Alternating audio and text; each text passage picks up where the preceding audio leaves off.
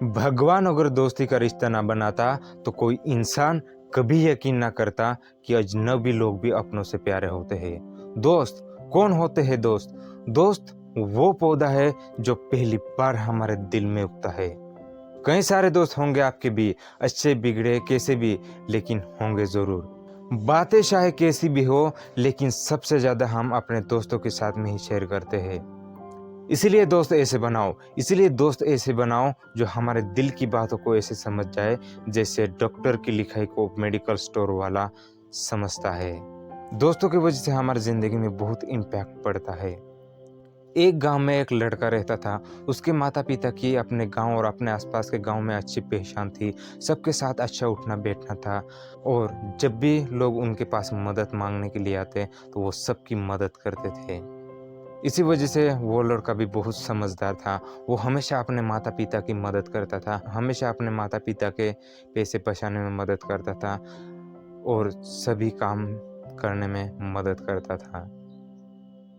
लेकिन जब वो लड़का 17-18 साल का होता है, उसके पिताजी गुजर जाते हैं। उसके पिताजी के गुजरने के बाद उसकी जिम्मेदारी बढ़ जाती है। उसकी सोच ना अपने गांव के लोगों से थोड़ी अलग थी। वो कुछ ऐसा करना चाहता था जो आज तक उनके गांव में और उनके आसपास के गांव में अपने आसपास में कोई भी नहीं कर पाया था। लेकिन जब भी उसे कहीं पे अपने घर से बाहर काम होता, कहीं पे शॉपिंग करने के लिए जाना हुआ या फिर कहीं पर भी कोई काम होता था, उसको उसके दोस्त मिल जाते थे। और उसके जो दोस्त थे ना, वो बुरी आदतों की शिकार बन चुके थे। दारू पीना, सिगरेट पीना, इन सब बुरी आदतों के शिकार बन चुके थे। ये सब करने के लिए वो उसे भी कहते, लेकिन वो मना कर देता था। लेकिन कुछ महीने बाद, कुछ साल बाद उसकी जिम्मेदारी और बढ़ जाती है। उसको अब अपने गोल पर काम करने के लिए समय नहीं मिल पाता था। इतनी जिम्मेदारी अब बढ़ चुकी थी और अपने गोल पर ठीक से काम ना करने की वजह से वो टेंशन में रहने लगा। अपने दोस्तों की इन हरकतों की वजह से वो भी उन्हीं की तरह दारू पीने लगा, सिगरेट पीने लगा, नशा करने लगा, ये सब करने लगा। और देखते देखते 2-3 साल बाद वो भी इन्हीं आदतों का शिकार बन गया था। बात यहाँ पर ये नहीं है कि आपके दोस्त अच्छे हैं या बुरे हैं। बात यहाँ पर ये है कि आपको पता था कि मेरे दोस्तों की आदतें कैसी है, ये चाहते हुए भी आप उन दोस्तों के पास गए। आप तो समझदार थे ना, आपको तो सोचना चाहिए था ना कि मेरी घर की हालत क्या है, अगर